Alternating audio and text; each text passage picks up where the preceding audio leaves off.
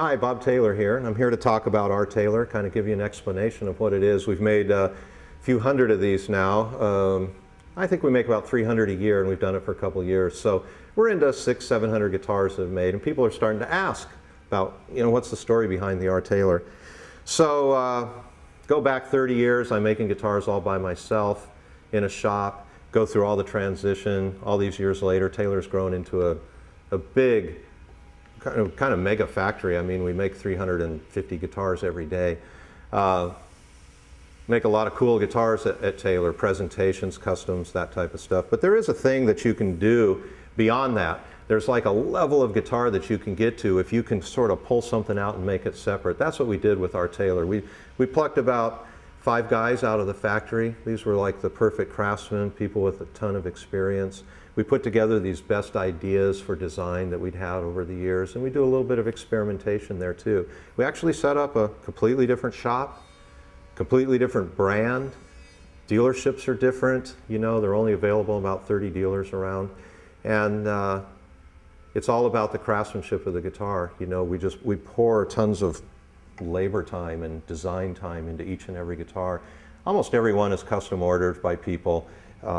Exotic wood combinations, bear claw spruce, cocobolo. Look at the detail in like the ebony binding here, all of the mitered purflings all around the guitar, the armrest that's built into this guitar, the detail on the bridge. And of course, when you talk about tone, when you get in there and you just spend time inside the guitar polishing everything out, sanding things, fitting things, taking it down to just its smallest little essence, the guitars just pop. What you're trying to do is you're trying to go from that 98% guitar to that 99% guitar. Is there 100%? I don't know. But you're trying to just have that remainder a little bit and get another step forward. And that's when labor hours quadruple, and that's when investment goes up by the same factor just to get that last little out of the guitar. So that's what our Taylor's about. You can check it out at the website, ourtaylorguitars.com, and read a little bit more about it, but it's a cool thing. Sometimes people take an idea and they tweak it and they tweak it to within an inch of its life, but it's still basically the same thing tweaked. You see it all the time in technology. And sometimes someone comes up with a different idea. They just like change the whole rules of the game. That's what happened when Elixir started making strings, coded strings. No one had ever done that before. We discovered it quite by accident.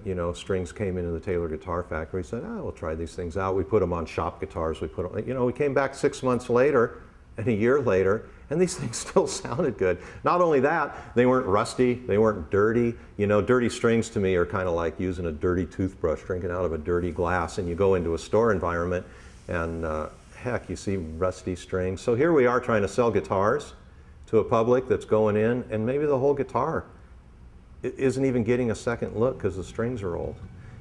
Elixir solved that problem for us. That's kind of from the factory point of view. Now, from the player's point of view, even though I own a guitar factory, am I changing my strings regularly like I should be? No. Are you? No. We already know that, just admit it. We'll get that out of the way.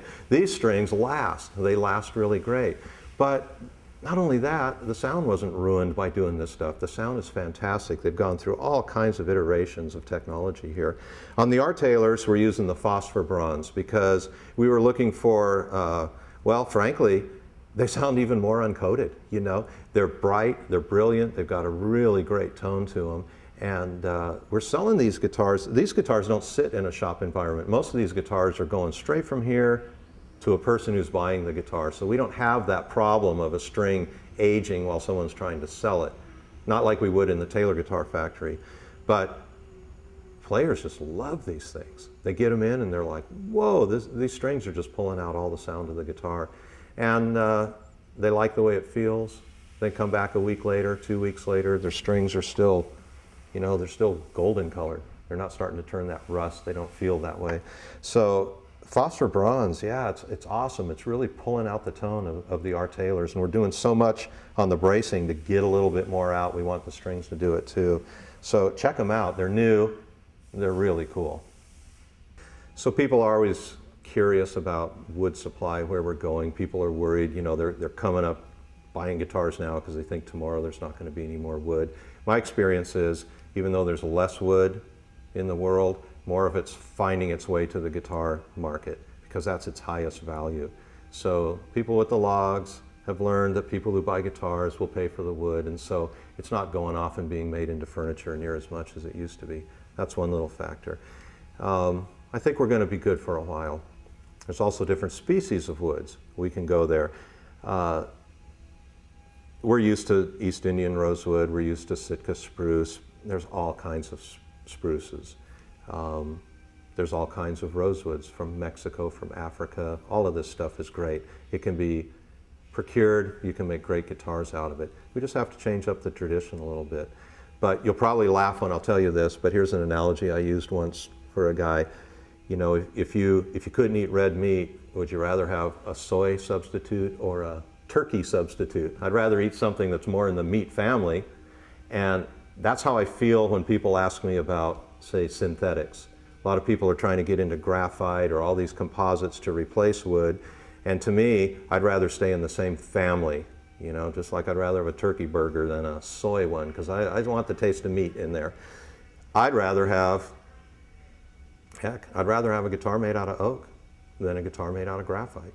Now you might go, oak, but fact is, oak makes a fine guitar. So let's just think about it in those terms. We're not going to run out of trees. We might run out of or find out that it's getting overly expensive for the traditional woods. But for hundreds of years, we're going to have trees on this planet. There's going to be plenty of great stuff to make good guitars out of. A lot of people ask me what I love about the guitar. And gosh, I fell in love with guitars at a really early age. First guitar I got, I was 10 years old, I'd say, $3, bought it from a kid across the street, learned how to play Michael Row Your Boat Ashore and Green Onions, and I was in love. Curiously, I was in love with the guitar as much as I was in the music that I could play on the guitar. Both of them pretty equal. And that guitar, I repainted it, and it had painted on binding that was that cheap. I'd repaint that binding once a week, and I'd look down the neck, I'd try and figure it out. I'm 10 years old. Finally, I sawed the neck off the body and tried to make electric guitar out of it. I'd really discovered my love. I went all the way through into high school, and by then I needed a guitar, had to play some music, it was going to be fun. I just couldn't stand it.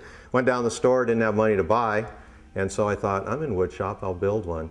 And again, these two loves came together. So for me, guitars represent the music that you can play on it, all the fun and satisfaction that's there, and then there's the guitar itself to me. How are they made? How can you make them better? I can't get enough of that. I'm probably more interested in that personally than I am actually in the playing of guitars, mostly because I hang around with people who play way better than I do.